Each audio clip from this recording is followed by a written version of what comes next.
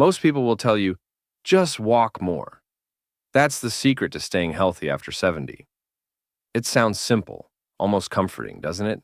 Just put one foot in front of the other and you'll keep your body young. But what if I told you that this well-meaning advice might actually be working against you? That the habit you've been relying on for years could, in some ways, be speeding up certain aspects of aging? Yes, walking is important. It gets your heart pumping, keeps you moving, and clears your mind. But here's what doctors like me are starting to caution.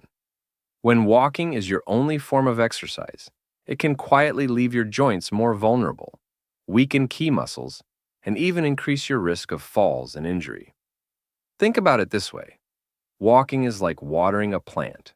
Essential, yes, but not the whole picture. Without sunlight, nutrients, and strong roots, even a well-watered plant will wither. After 70, your body is that plant, and it needs more than just steps. It needs variety. It needs support. It needs targeted training that keeps your muscles strong, your joints stable, and your independence intact. In fact, focusing only on walking can sometimes do the opposite of what you want, causing more joint wear, faster muscle loss, and the very fragility you're trying to avoid. I'm Dr. Eli Morgan, and in this video, I'm going to share 5 doctor-backed alternatives to walking. Powerful, practical exercises that will help you live longer, stay pain-free, and move with the kind of energy people half your age will envy. Trust me, you'll want to hear all of them, especially the last one, which might just be the most important factor in how well you age. Before we jump in, if you're over 60 and want simple, proven ways to protect your health, go ahead and subscribe. Then turn on that notification bell. I share evidence-based advice drawn from decades in clinical practice, designed specifically for people in your stage of life. And if you're here with me right now, type yes in the comments. It helps me know you're part of this growing community, and it helps me make videos that matter to you. All right, let's start with the first and perhaps most underestimated habit for aging well. 1. Strength training. Why walking alone isn't enough? Walking moves your body, but it doesn't build your body. And after 70, that distinction can mean the difference between living independently and needing daily assistance. One of the most silent yet dangerous threats to older adults isn't a disease you can detect on a scan. It's something called sarcopenia, age-related muscle loss. We start losing muscle as early as our 40s, and unless we fight back, that loss accelerates dramatically by the time we reach 70. Let me introduce you to Helen, a 72-year-old who thought she was doing everything right. Every morning, without fail, she walked 5,000 steps around her local park, rain or shine.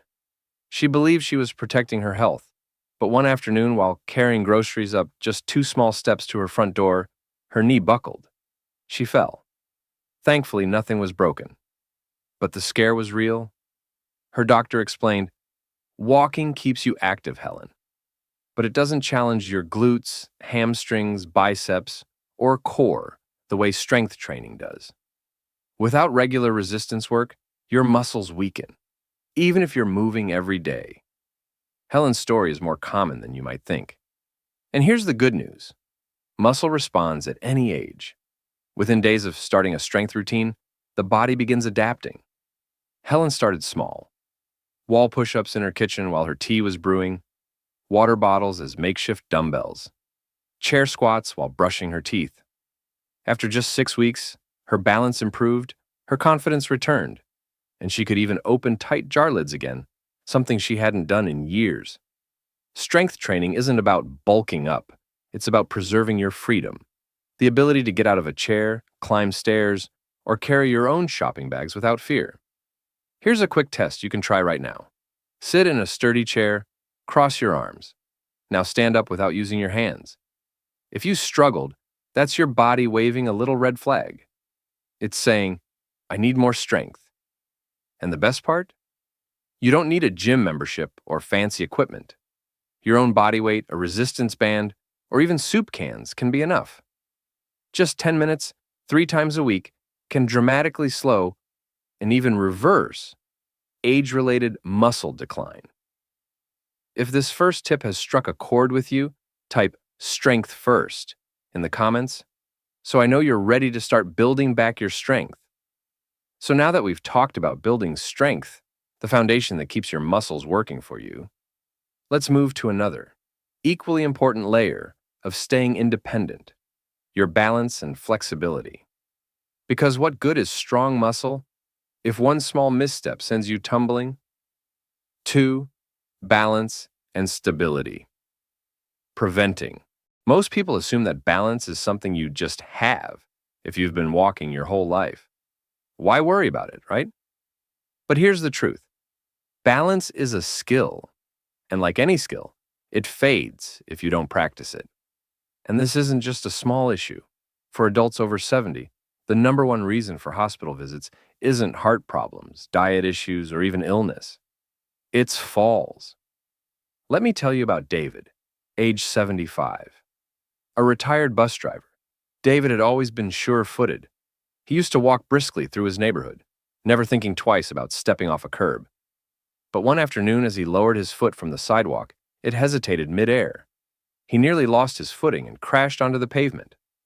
That single moment rattled him. When he told his doctor about the scare, she didn't tell him to walk more. Instead, she prescribed 3 simple balance exercises. Standing on one foot. Tandem walking, placing one foot directly in front of the other, heel to toe. Sideways stepping with his eyes closed. Within 3 weeks, David noticed a big change. He no longer found himself reaching for furniture when moving around the house. He could step off curbs without that nervous pause. Here's why this matters. Walking doesn't fully engage your vestibular system, the part of your inner ear that helps control balance. The small stabilizer muscles around your ankles or your proprioception. That built-in sense of where your body is in space. Want to try a quick self-test? Stand near a counter or sturdy surface. Lift one foot and see if you can balance for 10 seconds with your eyes open. Now, try it with your eyes closed. If you start wobbling or tipping, that's your body's way of saying, I need more balance work. Balance training builds confidence, prevents injury, and quite literally keeps you upright. You don't need fancy equipment, just the intention to practice regularly. If you're still with me, type balance matters in the comments. 3. Flexibility and mobility. Reclaiming your range of motion life doesn't happen in straight lines, so your body shouldn't only move that way. Walking keeps your legs moving forward, but it doesn't stretch your muscles, it doesn't rotate your spine, and it doesn't loosen your neck and shoulders. Over time, that lack of variety can quietly rob you of the freedom to move comfortably. After 70, many people shrug off stiffness as just aging, but often it's simply underuse. Take Marlene, age 78. She loved gardening. It was her joy. But one day, she realized she could no longer turn her head far enough to look over her shoulder while driving. It wasn't painful. It was just restricted. Her joints were slowly freezing up from doing the same limited motions over and over. Her physical therapist didn't hand her a bottle of pills. She gave her movement, neck rotations, big arm sweeps, toe touches, gentle spinal twists while sitting in a chair. Within 30 days, Marlene could move more freely, and she was back tending to her flower beds, reaching, bending, and turning without hesitation. Walking is linear. Life is not. Reaching into the back seat of your car, twisting to catch a falling glass, stepping over the edge of a bathtub. These everyday actions require joint range of motion, not just endurance. Here's a quick self-check. Stand tall and slowly turn your head to the left, then to the right. Do you feel pulling? Stiffness? That's a red flag, a sign your body's asking for more mobility work. You don't need to be as flexible as a gymnast, but you should be flexible enough to move with ease, confidence, and dignity. If this resonates with you, comment "Stretch to Live" below.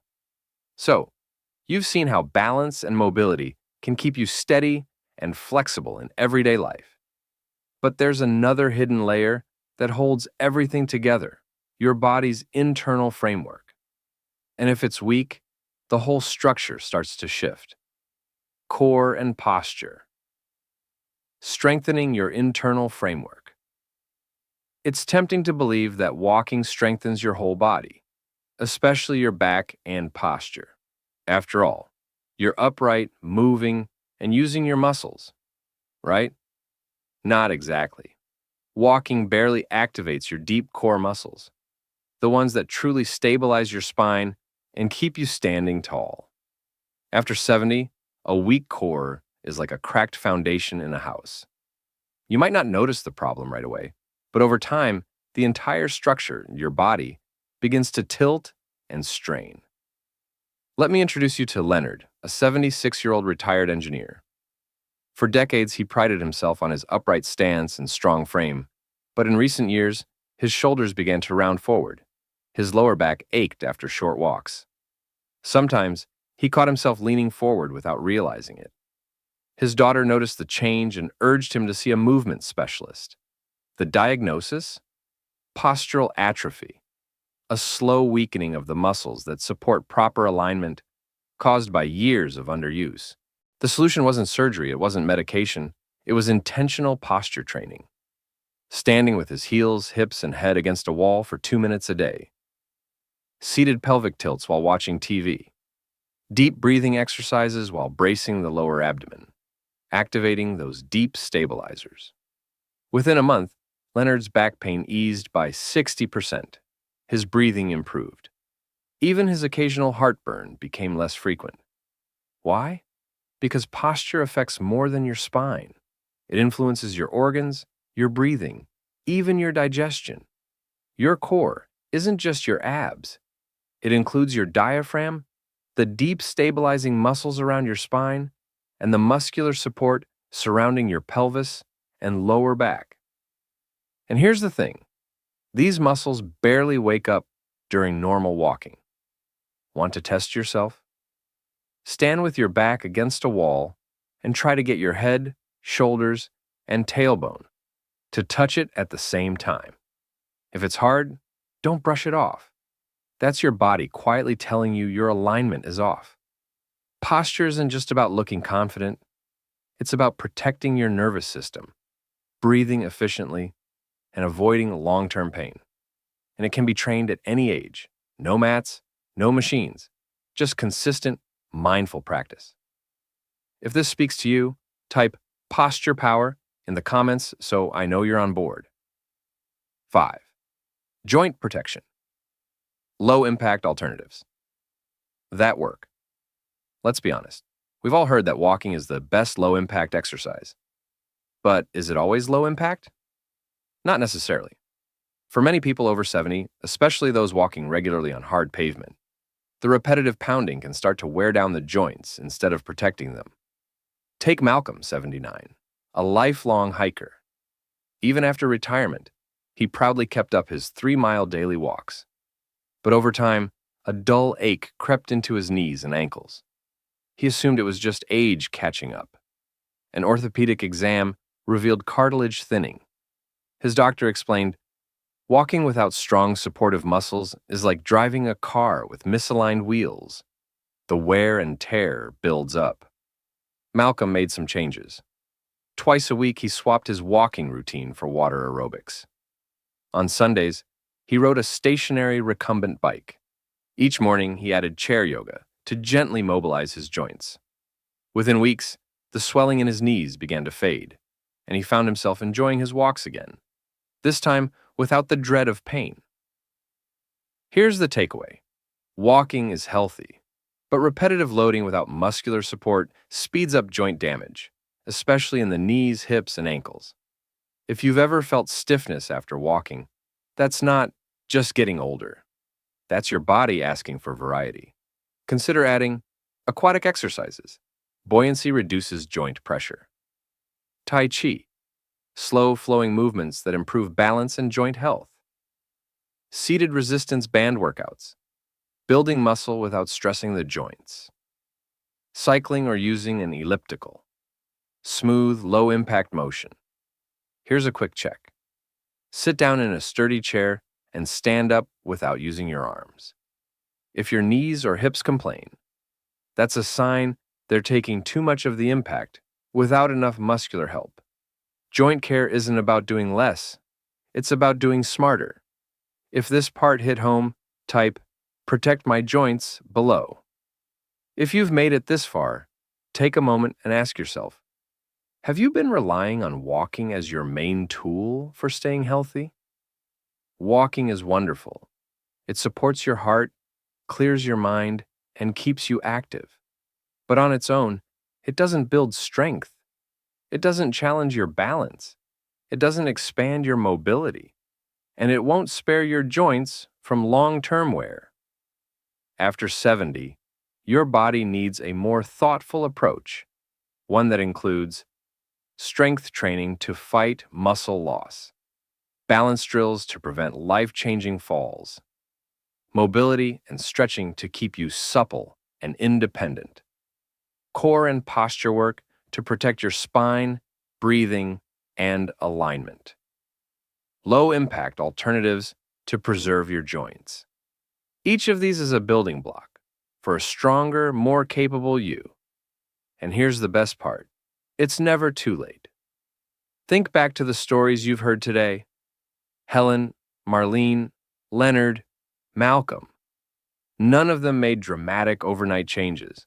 They simply took small, consistent steps and saw real results. If you can set aside just 10 to 15 minutes a day to work on these areas, you may find yourself feeling younger, moving better, and staying independent for years longer than you imagined possible. So, I'll leave you with this question. Which of these 5 areas will you start with first? Share it in the comments. Your story might inspire someone else reading right now.